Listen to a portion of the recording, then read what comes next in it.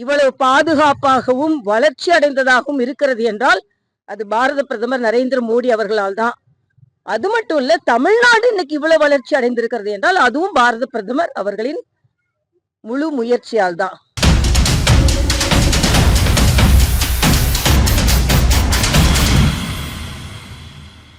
வணக்கம்.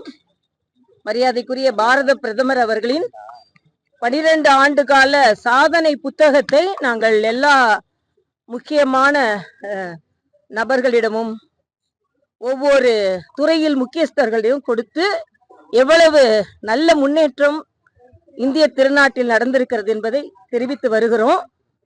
அதன் அடிப்படையில் புத்தகத்தை என் அன்னை வடிவுடையம்மன் பாதத்தில் வைத்து இன்னைக்கு ஆரம்பிக்கிறதுக்காக இன்னைக்கு நான் வந்திருக்கேன். உண்மையிலேயே பாரத பிரதமர் இன்று இந்த நாடு இவ்வளவு பாதுகாப்பாகவும் வளர்ச்சி அடைந்ததாகவும் இருக்கிறது என்றால் அது பாரத பிரதமர் நரேந்திர மோடி அவர்களால் தான். அது மட்டும் இல்ல, தமிழ்நாடு இன்னைக்கு இவ்வளவு வளர்ச்சி அடைந்திருக்கிறது என்றால் அதுவும் பாரத பிரதமர் அவர்களின் முழு முயற்சியால் தான். அதனாலதான் இன்னைக்கு எல்லா ஏர்போர்ட்டும் வளர்ச்சி அடைந்திருக்கிறது, எல்லா போர்ட்டும் வளர்ச்சி அடைந்திருக்கிறது, சாலை வசதிகள் போடப்பட்டு இருக்கிறது, தூத்துக்குடி விமான நிலையம் கூட முன்னேற்றப்பட்டு இருக்கிறது. ஆக எப்ப அடிப்படை வசதிகள் அதிகமாகிறதோ அந்த மாநிலம் வளர்ச்சி அடையும். சமீபத்துல கூட 7500 கோடி ரூபாய் பக்கிங்ஹாம் கால்வாயை தூர்வாருவதற்காக மத்திய அரசு கொடுத்திருக்கிறது. இதுல ஒன்றை நாம் இன்றைக்கு சொல்ல வேண்டியது என்னன்னா, மரியாதைக்குரிய ஆளுநர் அவர்கள் மதுரைக்கு செல்கிறார்கள். போகும்போது வைகையை பாக்குறாங்க. ஏற்கனவே மிக மிக சுத்தமில்லாத நகரம் மதுரை என்ற பெயரை சென்ற ஆட்சி வாங்கி வைத்திருக்கிறது. அதோட எம்பி வெங்கடேசன் அவர்கள் கம்யூனிஸ்ட் கட்சியை சார்ந்தவர்கள். இதை பற்றியெல்லாம் அவங்க கவலைப்படல. ஆனா மரியாதைக்குரிய ஆளுநர் அவர்கள் மதுரைக்கு போகிறார்கள். என் அன்னை மீனாட்சி ஆட்சி செய்து கொண்டிருக்கின்ற மதுரைக்கு போகிறார்கள். வைகையை பார்க்கிறார்கள். பல இடங்களில் வைகை காய்ந்து போய் இருக்கிறது, சில இடங்களில் குப்பை கூலமாக காட்சி அளிக்கிறது. உடனே அவர் என்ன சொல்கிறார் என்றால், இந்த வைகையை இப்படி வைத்திருக்கிறீர்களே, இதை சுத்தப்படுத்துங்கள், சுத்தப்படுத்தவில்லை என்றால் மக்கள் பவனம் களத்தில் இறங்க வேண்டி இருக்கும்னு சொல்றாரு. இதுல என்ன தவறு? என்னை கேட்டால் ஆளுநர் என்ன சொன்னாரோ அதை முதல்ல கவனிங்க. உங்களால நதிகளை சுத்தமாக வைத்திருக்க முடியவில்லை என்பதை ஒப்புக்கொள்ளுங்கள். ஆனா இன்னைக்கு சு வெங்கடேசன் உடனே சொல்றாரு, ஏன் கூவத்தை பார்க்க வேண்டியது தானே, கூவத்தை பார்க்காம ஏன் வைகையை பாக்குறீங்கன்னு. உங்களுக்கு வெட்கமா இல்லை இதையெல்லாம் கேட்பதற்கு? கூவத்தை சரி செய்யறேன்னு 1500 கோடி ரூபாய் ஒதுக்கி இன்னைக்கு கூவம் அப்படியே முகத்தை பார்த்தா கூவ தண்ணி நல்லா தெரியும்னு சொன்ன அந்த திமுக கூட தான் நீங்க இதுக்கு முன்னால கூட்டணி வைத்திருந்தீர்கள். கூவத்தை சுத்தப்படுத்துறோம்னு ஸ்டாலின் அவர்கள் சென்னையை சிங்கப்பூர் ஆக்குறோம், குப்பத்தை நம்ம கூவத்துல படகு விடுறோம்னாங்க, அதை நீங்க செய்யல. அதே மாதிரி வைகையை மிக மிக மோசமான ஒரு நதியாக, வான் பொய்த்தாலும் தான் பொய்யா வைகையை இன்று பொய்த்து போன நதியாக மாற்றி வைத்திருக்கிறீர்கள். ஒரு நல்ல எண்ணத்துல ஒரு ஆளுநர் சொன்னா அத உடனே எல்லாரும் அவர் என்ன சொன்னாரு, முதல்ல நீங்க எல்லாம் உண்மையான அரசியல்வாதியா இருந்தா என்ன செய்திருக்கணும்? ஆளுநர் அவர்களே, நீங்கள் சொல்லி இருக்கிறீர்கள் நாங்கள்லாம் இணைந்து அந்த வைகையை சுத்தப்படுத்துகிறோம்னு சொல்லி இருந்தால் நீங்கள் உண்மையான அரசியல்வாதிகள். அது எல்லாம் விட்டுட்டு ஆளுநர் ஏன் சொல்றாரு? எல்லாவற்றிற்கும் மேலாக அமைச்சர், தமிழக அமைச்சர் வருது, சட்ட அமைச்சர் என்ன சொல்றாரு, அதிகாரிகள் ஆளுநரை சந்திக்க போனால் சம்மன் அனுப்பப்படும் சொல்லுகிறார். இது மிக மிக கண்டிக்கத்தக்கது. ஆளுநர் அவர்களுக்கு அரசியல்வாதிகளை விட அதிகாரிகளை சந்திப்பதற்கு முழு உரிமை இருக்கிறது. அது கான்ஸ்டிடியூஷனல் அத்தாரிட்டியை மீறதா கிடையாது. அதனால எப்பொழுது மாவட்டங்களுக்கு ஆளுநர்கள் போகிறார்களோ அப்ப கலெக்டரை பார்க்க முடியும், டிஎஸ்பியை பார்க்க முடியும். அதனால அது சட்ட விதிகளுக்கு அப்பாற்பட்டது அல்ல.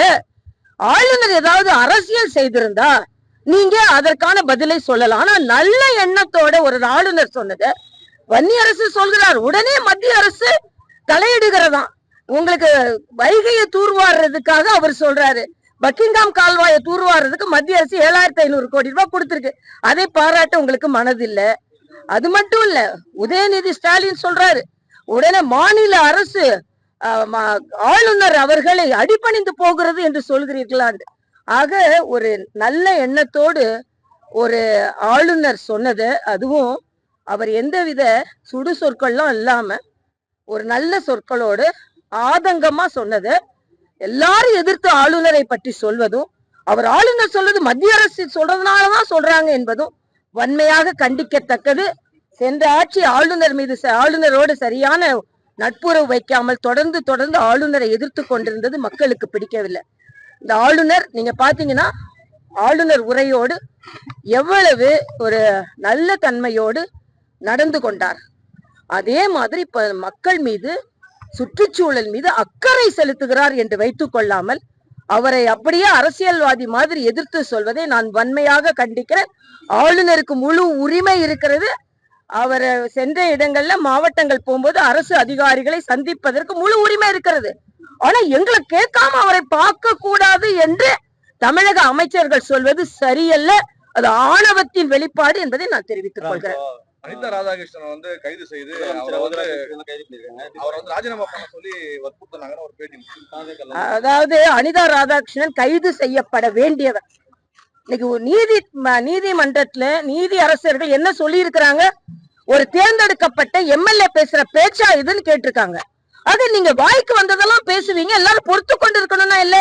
அவங்க முதலமைச்சர் மாத்திரம் வாய்க்கு வந்து பேசல. திமுகவை சார்ந்தவர்கள் இணையதளத்துல பேஸ்புக்ல மற்ற தலைவர்களை அசிங்கமா எழுதுறாங்க. அதை இதுவரைக்கும் ஸ்டாலின் கண்டிக்கல. அதனால அனிதா ராதாகிருஷ்ணன் கைது செய்யப்பட்டது சரியான நடவடிக்கை. ஏனென்றால் நாகரிகமான பேச்சு இருக்கணும். எதிர்கட்சிகளை விமர்சனம் செய்யும் போது கூட வரம்பு மீறி இருக்கக்கூடாது. வாய்க்கு வந்து எப்படி வேணாலும் நான் பேசுவேன் என்றால் எப்படி அதை ஒத்துக்கொள்ள முடியும்? அதனால அவர் கைது மற்ற இத மாதிரி அசிங்கமா எழுதுறவங்களுக்கு ஒரு பாடமாக இருக்க வேண்டும். எதிர்குரல் கொடுத்தாலும் அதை நாகரிகமாக கொடுங்கள் என்பது எனது கருத்து. நேற்று பாத்தீங்கன்னா 10,000க்கும் மேற்பட்ட அதிமுகவினர் வந்து விஜயபாஸ்கர்கள் தலைமையில சேர்ந்திருக்காங்க. இல்ல இதுல முதல்ல தூய சக்தி என்பதை அவர்கள் எப்பொழுதும் மெயின்டைன் பண்ணணும். வர்றவங்களெல்லாம் சேர்த்துக்கிட்டு இருக்கோம்ன்றதை விட எல்லாத்த விட எனக்கு மனதிற்கு மிக வருத்தமா இருக்கிறது என்னன்னா, மக்கள் தேர்ந்தெடுத்திருக்கிறார்கள். ஒரு மாசம் கூட ஆகல, எவ்வளவு மக்களோட வரி பணம் வீணானது. அதுல உடனே விஜயபாஸ்கர் போன்றவர்கள் எல்லாம் 80,000 ஓட்டுக்கு மேல வித்தியாசத்துல ஜெயிச்சவங்க மக்களின் அந்த எண்ணத்தை கொஞ்சம் கூட மதிக்காம உடனே நீங்க ராஜினாமா செய்துட்டு சுயநலத்திற்காக ராஜினாமா செய்கிறீர்கள் என்றால், சுயநலத்திற்காக ராஜினாமா செய்யும் சட்டமன்ற உறுப்பினர்களை ஜனநாயகத்தில் சார்ந்த மக்கள் மன்னிக்க மாட்டார்கள் என்பதான் எனது கருத்து. அதாவது சுயநலத்திற்காக, அப்பட்டமான சுயநலத்திற்காக இவர்கள் எல்லாத்துக்கும் உடனே ஒரு காரணம் சொல்லிடுவாங்க. அங்க ஆளுநர் ஆட்சிக்கு வர முயற்சி செஞ்சாரு, பாஜக பின்னால் இயக்கிச்சு. உங்களோட சுயநலத்திற்கு நீங்கள் முடிவு செய்து விட்டு பாஜகவையோ மற்றவர்களையோ குறை சொல்வது எவ்வளவு நியாயமா? 80 கோடி ரூபாய் வந்து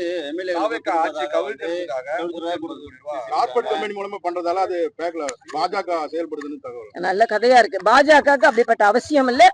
அப்படி பணத்தை கொடுத்து ஆட்சியை கவிழ்ப்பதை நான் வன்மையாக கண்டிக்கிறேன். அந்த முயற்சியை நான் வன்மையாக கண்டிக்கிறேன். இல்ல பாஜகவுக்கு எந்த பங்கும் இல்லை என்பதை நான் தெரிவித்துக் கொள்கிறேன்.